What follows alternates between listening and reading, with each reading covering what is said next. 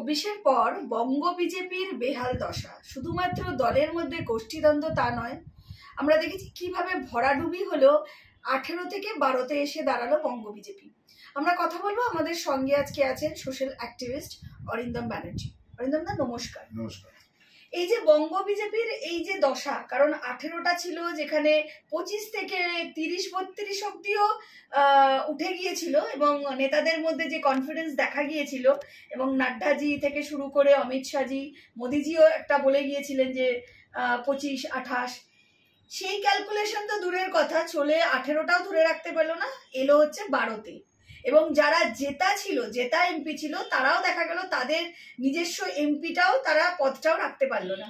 এই পরিস্থিতি কেন হলো, কি মনে হয়? মানে যেখানে রাজ্য সরকারের তরফে এত স্ক্যাম, এত দুর্নীতি, এত কিছু, মানে শিক্ষাক্ষেত্র থেকে শুরু করে রেশন দুর্নীতি, মন্ত্রীরা জেলে, এত কিছুর পরও মানুষ কেন ম্যান্ডেট দিল বা আশীর্বাদ করলো সেই দুর্নীতিগ্রস্ত সরকারকে, যেটা বিরোধীরা বারবার বলে যে দুর্নীতিগ্রস্ত সরকার? কি মনে হয় আপনার?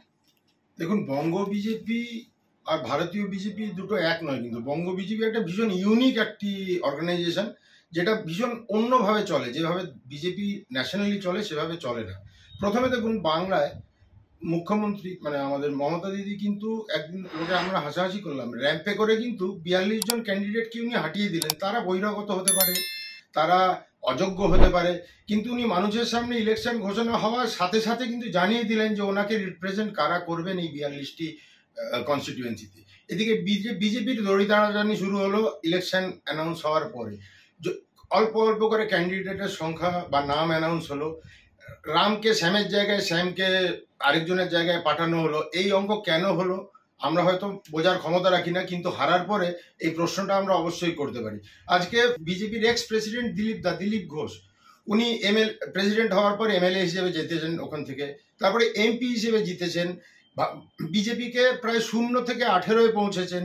সেই মানুষটিকে হঠাৎ কেন দুর্গাপুর কনস্টিটিউয়েন্সিতে পাঠানো হলো এটা জানি না, রাজনৈতিক বিশেষজ্ঞরা হয়তো বলতে পারবেন, বাট আমার বুদ্ধিতে কুলোলো না। এই দিয়ে বিজেপি কি পেতো তো নাই, কিন্তু কি পেতো? উল্টো দিকে অগ্নিমিত্রা পল, বিজেপির সাধারণ সম্পাদক, প্রথমে উনি বিধায়ক জিতলেন, তারপর ওনাকে একবার বাই ইলেকশনে এমপির টিকিট দেওয়া হলো, বিচ্ছিরিভাবে বিজেপি হারলো।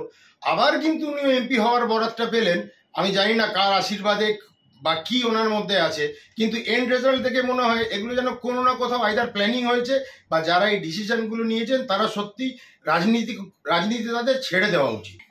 এবার বিষয়টা হচ্ছে যে এই যে বললেন প্রার্থী চয়ন নিয়ে, আমরা দেখেছি যে অগ্নিমিত্রাদির কথা আপনি বললেন, সেইভাবে দেখতে গেলে ডায়মন্ড হারবার কিন্তু খুব গুরুত্বপূর্ণ একটা কেন্দ্র, যেখানে অভিষেক ব্যানার্জির মতন হেভি ওয়েট একজন প্রার্থী বা হেভি ওয়েট ফেস সেখানে দাঁড়ায়, মানে সেটা তার গড় বলা হয়। তার বিপক্ষে দাঁড় করানো হলো অভিজিৎ দাসের মতন বা ওরফে ববি, তার মতন একটি প্রার্থীকে। তাহলে এই যে আপনি বললেন যে যারা এই প্রার্থী চয়ন করেছে বা যারা সিলেকশন করে প্রার্থী ডিক্লেয়ার করলো, কোথাও কি তাদের রাজনৈতিক অদক্ষতা বা বিচক্ষণতা বা রাজনৈতিক যে ভোটাভুটি করার জন্য বা ভোটে জেতার জন্য যে স্ট্র্যাটেজিক্যালি যে মানে যেভাবে তৈরি করতে হয়, সেখানে কোথাও তারা অযোগ্য? আসলে বাংলা বিজেপির প্রধান সমস্যা না, এখানে মানুষ ভালোবাসে এরকম নেতার সংখ্যা খুব কম। আমার কথাগুলো খারাপ লাগলেও এটাই বাস্তব। আর যে কুচো নেতারা আপাতত নেতা হয়ে বসে আছেন না, তারা কেউ চান না সামনে যোগ্য লোকেরা আসুন। আজকে অভিজিৎ বাবু মানে ববি, উনি কিন্তু আগে 2019-এও দাঁড়িয়েছিলেন, তারপর উনি এমন কি করলেন 19 থেকে 24 যে ওই সিটটা ওনাকেই দিতে হলো, যেখানে ভাইপোকে নিয়ে এত স্ক্যাম চতুর্দিকে, কয়লা, গরু, পাথর, কোথায় স্ক্যাম নেই। কিন্তু তারপরেও তার এগেনস্টে এমন একজন ক্লিন প্রার্থী যাকে আম জনতা পুরো ভারতবর্ষ না হোক পশ্চিমবঙ্গে সবাই চেনে, কারণ ওই কেন্দ্রের দিকে কিন্তু পুরো বাংলা তাকিয়েছিল, পুরো ভারতবর্ষ তাকিয়েছিল। সেখানে আমরা এমন একজন প্লেয়ারকে দিলাম যেন ইচ্ছে করে হারবো বলে ওই প্লেয়ারটিকে আমরা দিলাম, এর যুক্তি আমরা খুঁজে পেলাম না। এরকম আরো অনেকগুলি কেন্দ্র আছে যেখানে আজকে ধরুন ওই যে ভদ্রমহিলা রেখা পাত্র, উনি নাকি প্রধানমন্ত্রীর ক্যান্ডিডেট। আরে প্রধানমন্ত্রীকে তো ফিডব্যাক দেওয়া হয়েছে, উনি অ্যানাউন্স করেছেন। আজকে রেখা পাত্র ডেফিনেটলি উনি প্রথম প্রতিবাদ করেছেন, বাট উনি একজন সন্দেশখালির জন্য উনি হয়তো যোগ্য, কিন্তু ওনাকে আপনি পুরো বসিরহাটটা দিয়ে দিলেন। কিংবা ওই যে স্বপন বাবু, যিনি বারাসাত কেন্দ্র থেকে লড়লেন, ওনার নাম তো জানলাম যে উনি একজন বিধায়ক, উনি বাগদায় থাকেন, তো ওনাকে তো কেউ চেনেই না, বিজেপির লোকেরাই তো প্রায় চেনে না। সে দিল্লির কানেকশন নাকি যারা টিকিট বা বেটেছেন তাদের রাজনৈতিক ইচ্ছা পূরণের থেকে অন্য কিছু ইচ্ছা পূরণ, বিদেশ ভ্রমণের ইচ্ছা পূরণ গুলো বেশি ইম্পর্টেন্ট হয়ে গেছে। অসীম সরকার উনি খুব ভালো কবিতা লেখেন, কবিয়াল, কিন্তু উনি সত্যি সত্যি এমপি যদি বাই চান্স জিতেও যেতেন, আমি মন থেকে যদি একজনের মানে চেয়েছিলাম হেরে যাক, সেটি কিন্তু ওই ভদ্রলোকটি। কেন উনি আমাদের দেশের পার্লামেন্টে কি গান গাইবেন? আজকে এরকম অনেক আমাদের তৃণমূলেরও অনেকে গেছেন। আজকে রচনা বন্দ্যোপাধ্যায় আর কতবার হুগলি যাবেন, আর উনি রচনা বন্দ্যোপাধ্যায় এক্স্যাক্টলি কি করবেন সংসদে গিয়ে? উনি কি জানেন রাজনীতি কি, দেশ কিভাবে চলে, ব্যুরোক্রেসি কি, এগুলো কি উনি বোঝেন, জানেন? হঠাৎ সেইভাবে দেখতে গেলে সায়নীয় কি সেইভাবে রাজনীতিবিদ? না, এরা সবাই একই ক্যাটাগরিতে পড়ে। আমার উল্টো দিকের প্রশ্ন, লকেট চ্যাটার্জি তো ওখানকার এমপি ছিলেন 5 বছর, ঠিক আছে, হেরে গেছেন, ওনাকে এমপি জায়গায় এমএলএ তো লড়ানো হলো, সেখানেও হেরে গেলেন, তারপরে ওনাকে কেন দাঁড় করানো হলো? এটা আবার লাখ টাকার প্রশ্ন। যাই হোক, হেরে গেছেন, তারপরে কি উনি মানুষের কাছে যাচ্ছেন? প্রায় 40% কাছাকাছি মানুষ তো বিজেপিকে বা ওনাকে ভোট দিয়েছে অন অ্যান অ্যাভারেজ। সেই 40% মানুষের কাছে উনি পৌঁছবেন না? নাকি এইসব সোকল্ড শোকেসে রাখা নেতা নেত্রীরা খালি ভোটের সময় ব্যবহার হবেন, আর এই মার খাওয়া যারা স্থানীয় নেতা বা স্থানীয় কর্মী, এরা 24 ঘন্টা 5 বছর 50 বছর একই কাজ করে যাবে, আর যখন টিকিট দেওয়া হবে শোকেস থেকে নেতা আর নেত্রীদের বার করে টিকিট দেওয়া হবে? এটা ইচ্ছে করে হারিকিরি এটা জাপানি কথা, যার মানে সুইসাইড। এটা আমার মনে হয় প্ল্যান করে সুইসাইড করলো বিজেপি বাংলায়। আর কেন করলো? এর জন্য অনেক তাবড় মাথা বসে আছেন আমাদের মতো ক্ষুদ্র মানুষ। আমরা মনে করি এই সুযোগ, যা সুযোগ ছিল বিজেপির কাছে, আপনারা দেখেছেন তো আজকে যত আরবান ভোট সব কিন্তু বিজেপি পেয়েছে। আমার শহর দুর্গাপুরে 43টা ওয়ার্ড আছে। আপনারা কি জানেন 33টা ওয়ার্ডে বিজেপি জিতেছে? কিন্তু উল্টো দিকে দেখুন, এই 33টা ওয়ার্ডে যেখানে তৃণমূল হেরেছে, ওরা কিন্তু মিটিং শুরু করেছে, স্ট্র্যাটেজি ভাবছে যে কেন আমরা হারলাম। আর বিজেপি এইটুকুও করতে পারলো না যে 33টা ওয়ার্ডে গেছে, সেখানে কি অ্যাটলিস্ট ধন্যবাদ তো দিক সেই ভোটারদের। বিজেপির মধ্যে কি প্ল্যানিং আছে, বেশি স্ট্র্যাটেজি, বেশি আইটি সেল, তার নেট রেজাল্ট তারা ডাহা ফেল। এই যে একটা বিষয় একটু আগেই আপনি বললেন যে রেখা পাত্র তিনি নাকি প্রধানমন্ত্রীর ক্যান্ডিডেট ছিলেন, তো প্রধানমন্ত্রীর পক্ষে কি সম্ভব পশ্চিমবাংলার একটা ছোট জায়গা, বসিরহাটের মতো জায়গা বা সন্দেশখালীর মতন জায়গায় কি ঘটছে এবং সেখান থেকে কোন মহিলা ফেসকে তুলে ধরতে হবে বা কোন মহিলাকে প্রজেক্ট করা যায়, সেটা মুখ্য প্রধানমন্ত্রী দিল্লিতে বসে সেটা কিভাবে সম্ভব, যদি না বঙ্গ বিজেপির তরফ থেকে বা রাজ্য নেতৃত্বের লোক তাকে প্রজেক্ট করে?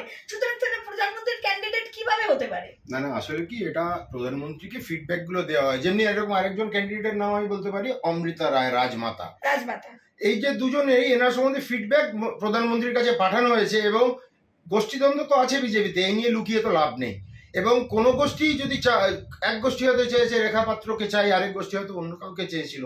এখন কোনো গোষ্ঠী অ্যানাউন্স করতে না পারায় প্রধানমন্ত্রীর নামটা ড্রপ করে দিলে দুজন গোষ্ঠীকেই চুপ করে যে নামটি তিনি বলেছেন বা বলবেন সেটা মেনে নিতে হয়েছে। আজকে অমৃতা রায়, তিনি রাজমাতা, তিনি একটা রাজ পরিবারের মহিলা, তিনি কিভাবে আম আদমির জন্য মাটিতে এসে কাজ করবেন? ওনার কি পলিটিক্যাল ক্যাপাবিলিটি আছে বা কি অ্যাডমিনিস্ট্রেটিভ ক্যাপাবিলিটি আছে? ওনার একটাই ক্যাপাবিলিটি, উনি কোনো মহারাজকে বিয়ে করেছিলেন, তার জন্য যদি এমপির টিকিট দিতে হয় তাহলে এই রেজাল্টই হতে হবে। কিন্তু তিনি তো নিজেও বলেছেন যে আমি প্রার্থী হতে চাইনি বা আমি আসতে চাইনি, আমাকে রীতিমতন বুঝিয়ে বা জোর করে একটা ফোর্সফুলি করানো হয়েছে। এবং সব থেকে বড় কথা, কোট আনকোট, এই ঘটনার পর মানে নির্বাচনের রেজাল্ট ফলাফল বেরোনোর পর কিন্তু টাকা তরচুপের অভিযোগ বিভিন্ন জায়গা থেকে বিজেপির তরফে এসছে। তার মধ্যে এই রাজমাতাও কিন্তু অভিযোগ তোলে এবং ভয়ঙ্কর অভিযোগ যে প্রার্থীর টাকা পর্যন্ত চুরি করে নিয়েছে, চুরি কোট আনকোট সরিয়ে নেওয়া হয়েছে বিজেপির তরফ থেকে, প্রার্থীর কাছে পৌঁছয়নি। কি বলবেন?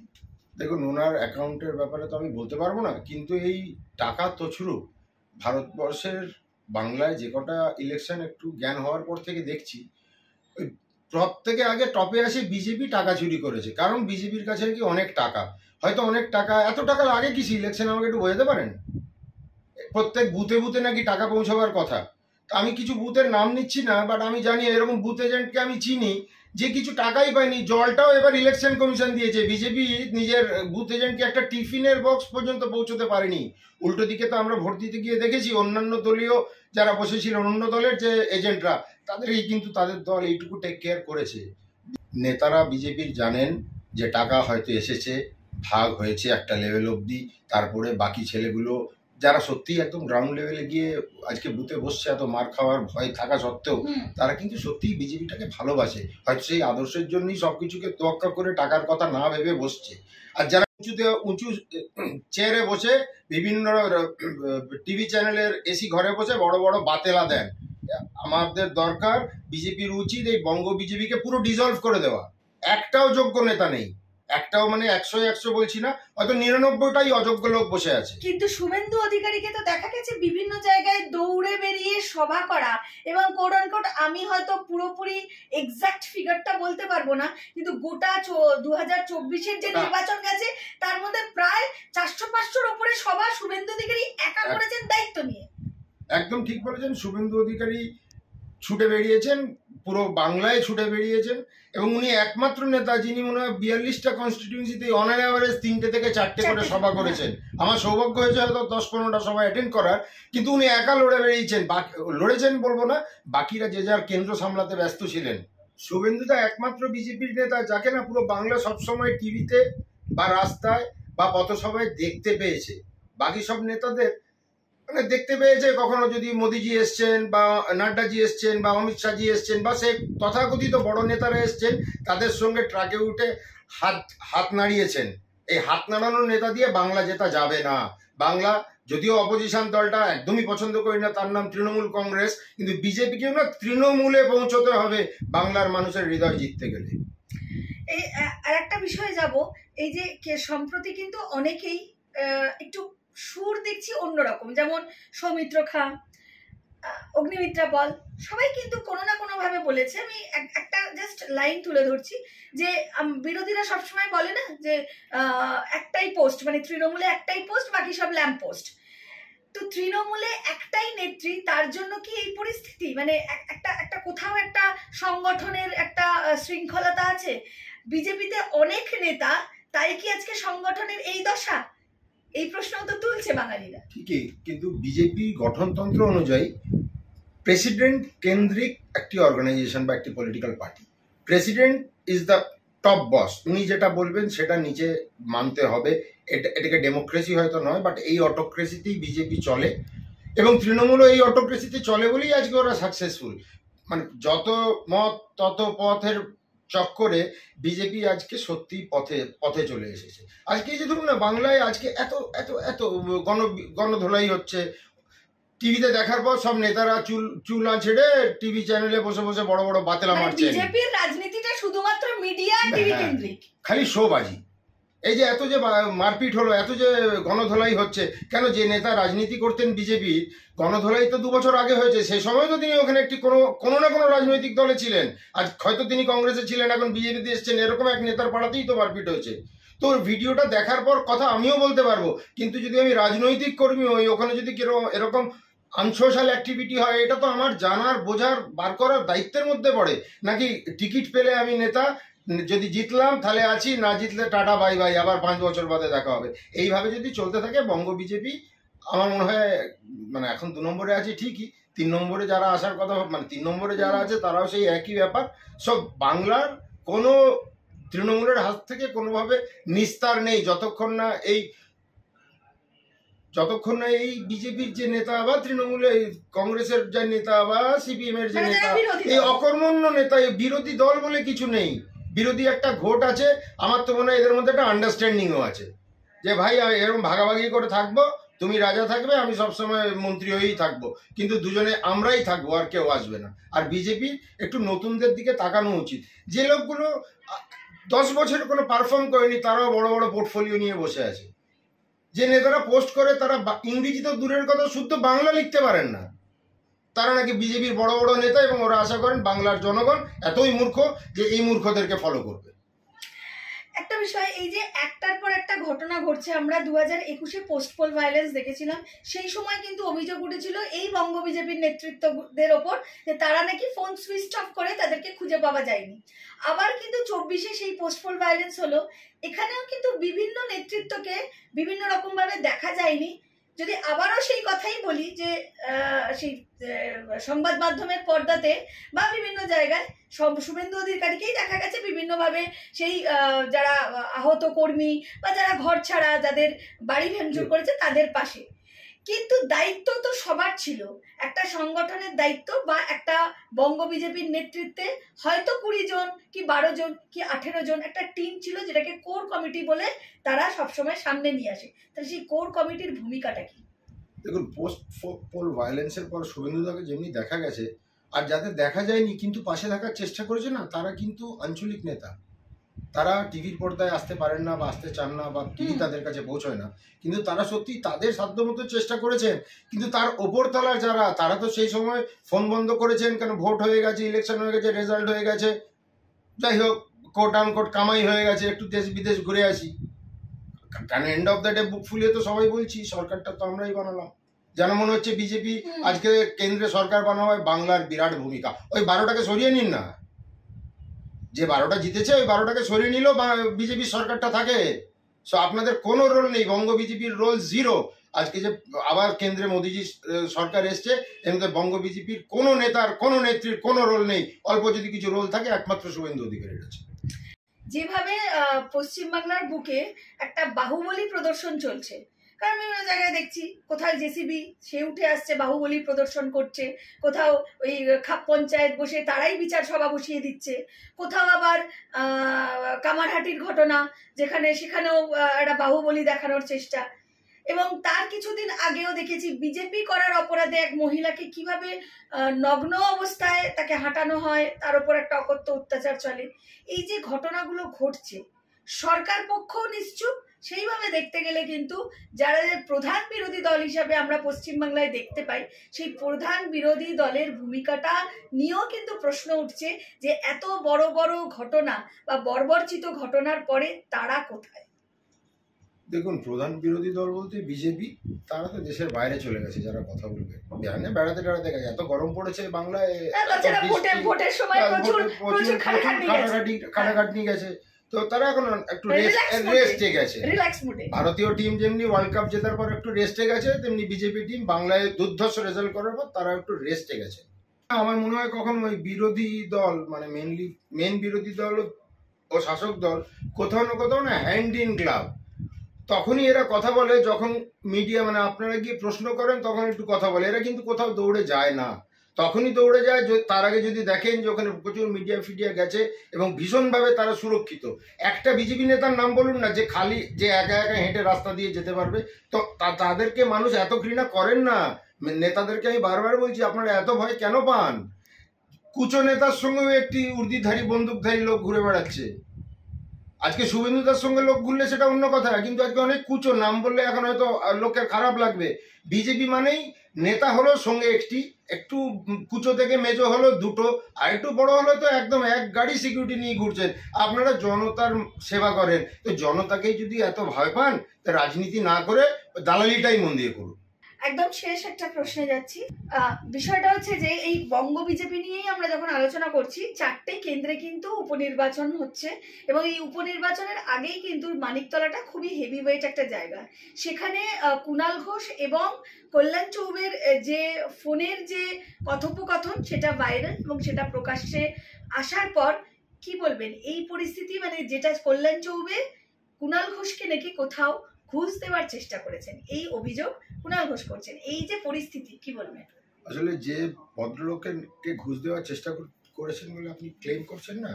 না আমি ক্লেম নয়, এটা কুণাল ঘোষ একদম মানে আপনি মানে কুণাল ঘোষ ক্লেম করছেন। ওনাকে না বিশ্বাসযোগ্যতা এবং সত্যি কথা বলায় উনি নোবেল পুরস্কার পাবেন।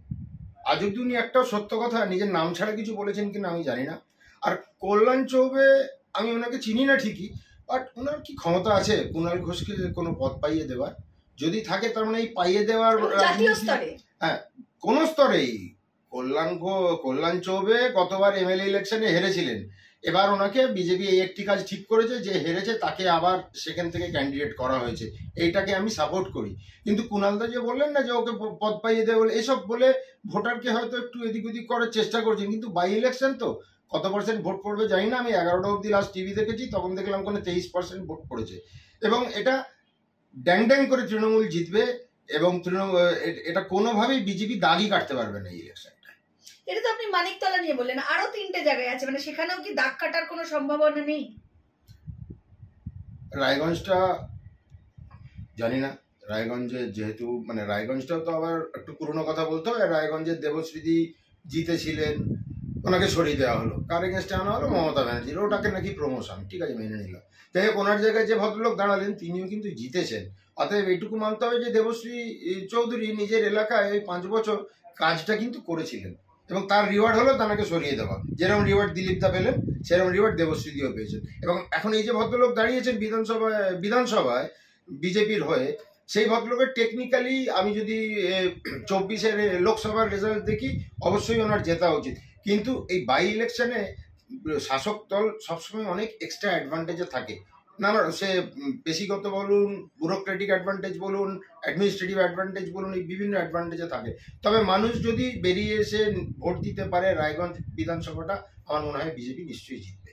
অসংখ্য ধন্যবাদ অনির্বাণ দা, অসংখ্য ধন্যবাদ আমাদের দর্শক বন্ধুদের যারা এতক্ষণ অনুষ্ঠানটি শুনছিলেন।